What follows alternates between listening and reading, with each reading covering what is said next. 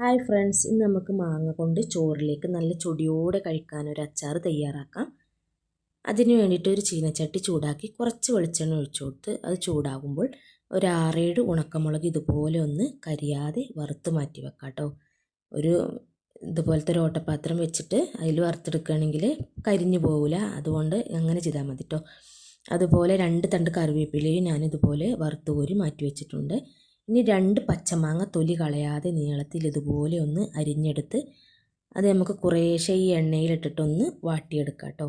മാങ്ങയെല്ലാം ഞാനിവിടെ വാട്ടിയെടുത്തിട്ടുണ്ട്. ഇനി മാങ്ങ വാട്ടി വെച്ചതിലേക്ക് മുളകും കറിവേപ്പിലയും മൂപ്പിച്ചതില്ലേ, അതൊന്ന് മിക്സിയുടെ ജാറിലിട്ടൊന്ന് ക്രഷ് ചെയ്തെടുത്തിട്ടുണ്ട്. അത് ഈ മാങ്ങയിലേക്ക് ചേർത്ത് കൊടുക്കാം കേട്ടോ. ആവശ്യത്തിനുള്ള ഉപ്പും കുറച്ച് കായപ്പൊടിയും കൂടെ ചേർത്ത് കൊടുക്കാം. പിന്നെ മാങ്ങ വാട്ടിയ എണ്ണയിൽ നിന്ന് കുറച്ച് എണ്ണ കൂടെ ഇതിൻ്റെ മുകളിലായിട്ട് ചേർത്ത് കൊടുക്കാം കേട്ടോ.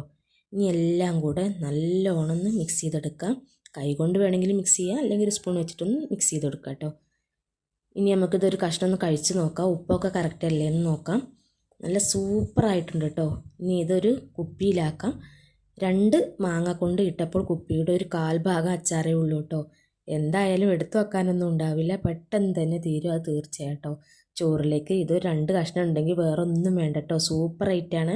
വീഡിയോ ഇഷ്ടപ്പെട്ടാലൊന്ന് ലൈക്ക് ചെയ്ത് സബ്സ്ക്രൈബ് ചെയ്ത് സപ്പോർട്ട് ചെയ്യാൻ മറക്കല്ലേ കേട്ടോ. പുതിയ വീഡിയോസുമായിട്ട് വീണ്ടും വരാം. Thanks for watching.